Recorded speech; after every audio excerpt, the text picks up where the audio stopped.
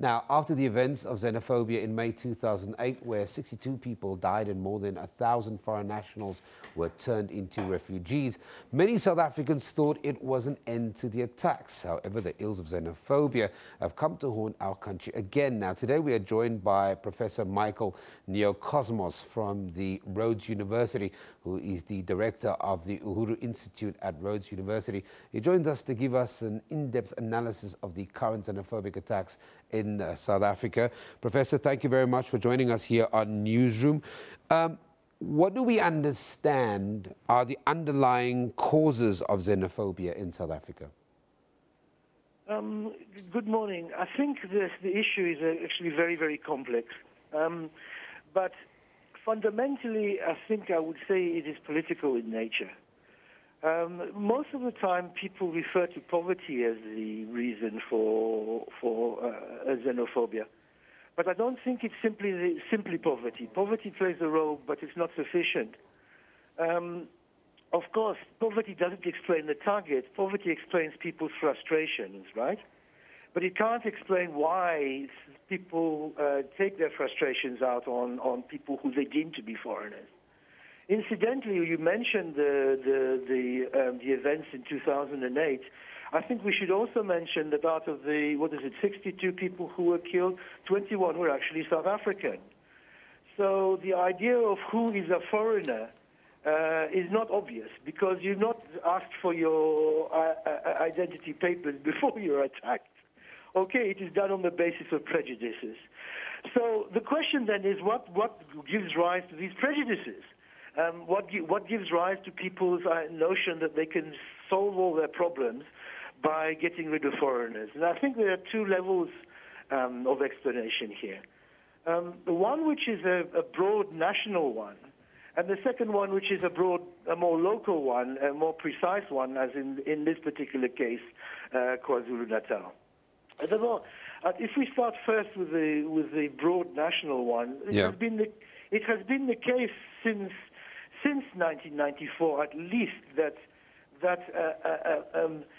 foreigners have been, or people who are perceived to be foreigners, have been said to be associated with all sorts of ills, including murder, including violence, including illegality, including at one time the bringing in of HIV/AIDS. And these associations between the foreign, usually African, but not exclusively, and these various ills have been made by a number of politicians from all political parties and a number of very, very influential people. Most notoriously, of course, our First Minister of Home Affairs, Dr. Mangosuthu Buthelezi, who at the time said that, in fact, foreigners were a threat to the RDP.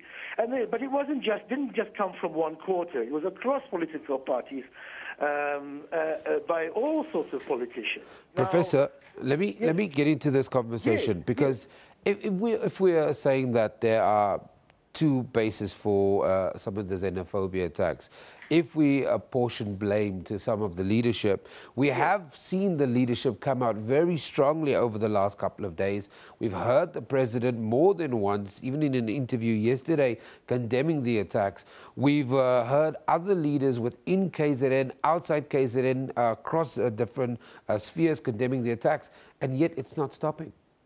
Yes, you see, the problem is much deeper than simply a condemnation, because you're actually condemning specifics. The difficulty is that over time, foreigners have been constructed as a problem. And it's easy to solve what we think are our problems by directing them towards them. So there's a much more broader view of the fact that in fact, foreigners come here to take. They don't come here to provide or to give.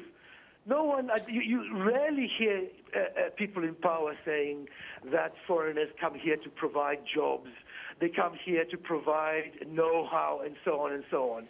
Usually the statements are, no, they're coming here to take from us, to take from our health system, to take from our democracy, and so on and so forth. So that the general discourse, if you like. Professor, we've got to wrap up this conversation very, very quickly. But I want, unfortunately, I want you. The difficulty is we can't talk about this seriously in a few sound bites. No, you can't. That's but the difficulty. In 20 seconds, very quickly, I just want you to explain mob mentality, because we have seen this spread from township to township, and the question begs that we've heard the words criminality too. So, how much of this is South Africans who think they've got a genuine concern, and people that are using this current xenophobia issue to commit acts of crime?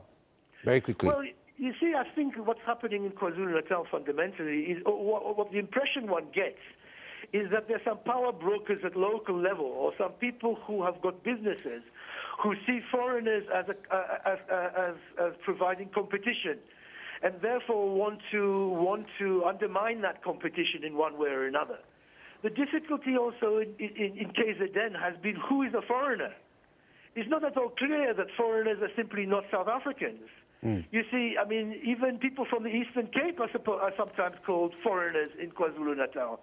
And if we're not careful, soon Indians are going to be called foreigners in KwaZulu-Natal. You understand what I'm getting at? Yes, Professor, we've got to leave it there. There's an ethnic dimension to this, which people can easily take hold of and use to what they think is to solve their problems. And in fact, it's no solution at all. For sure. Professor, thank you very much for joining us from Rhodes University. He's the director of UHURU Institute at Rhodes University, talking to us about some of the underlying causes for the xenophobic attacks.